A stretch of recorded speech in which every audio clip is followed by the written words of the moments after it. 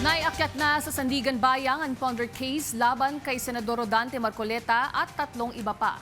Nagugat sa pag-amin ni Marcoleta na tumanggap siya ng 75 million pesos na donasyon pero hindi inilagay sa kanyang SALN at SOSE. Yan ang ulat ni Rod Lagusad.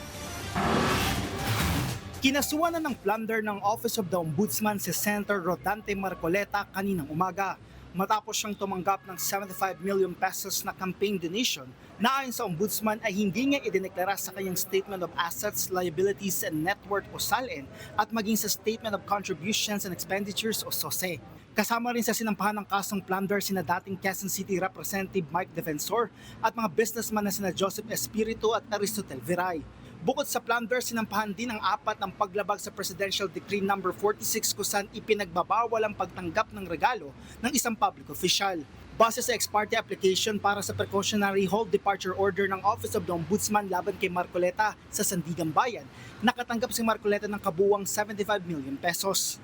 Unang natanggap ni Marcoleta ang 30 million pesos mula kay Defensor noong January 6, 2025, habang January 8, 25 million pesos mula naman kay Joseph Espiritu at January 9, 20 million pesos naman mula kay Aristotel Viray. Nairapol ang kasong plunder sa 3rd Division ng Sandigan Bayan, habang 4th, 6th at 1st Division naman ang hahawak sa paglabag sa Presidential Decree No. 46 kung saan 3 counts ang kinakaharap ni Marcoleta. Habang tigi-isang count naman ang paglabag sa Presidential Decree No. 46 ang kinakaharap ni na Defensor, Espiritu at Viray. Sa inilabas na payag ng Office of the Ombudsman, binigyang din nito na oras na gamiting rason ng utang na loob para ipaliwanag ang hindi idineklarang 75 million pesos na natanggap ni Marcoleta. Ito ay hindi na utang na loob. Paliwanag ng ahensya, binanggit ni Marcoleta ang utang na loob sa isa sa kanyang mga admission o pag-amin. Ayon sa Office of the Ombudsman, ito ang rason kung bakit may batas kaugnay ng plunder at bribery.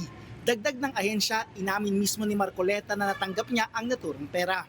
Sa programa ni Marcoleta noong Nobyembre, sinabi niya na may mga rason siya kung bakit hindi niya idineklara ang mga natanggap na pera.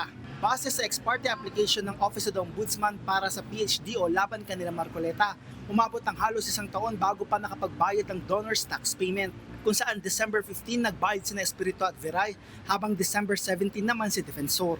Ayon sa Office of the Ombudsman, hindi naging madali o kanilang ginusto ito, pero base sa kanilang nakalap na ebidensya, hindi idineklara ang natanggap na 75 million pesos. Kaugnay nito, nagsagawa ng kilos protesta ang Iglesia ni Cristo sa EDSA at Kalaunan sa Liwasang Bonifacio matapos sabihin ni Ombudsman Jesus Crispin Remulla noong Lunes na ihahain nila ang kaso laban kay Marcoleta ngayong linggo. Sa kasalukuyan, wala pang inilalabas na pahayag si Marcoleta kaugnay ng pagsasampa ng kaso laban sa kanya. Una nang sinabi ni Marcoleta sa rally sa EDSA na handa siyang magpakulong. Anya, walang problema kung siya ay maaaresto. Git naman ni Remulla na walang selective justice kaugnay nito at hindi niya iniutos na imbestigahan si Marcoleta. Rod Lagusad, para sa Bayan.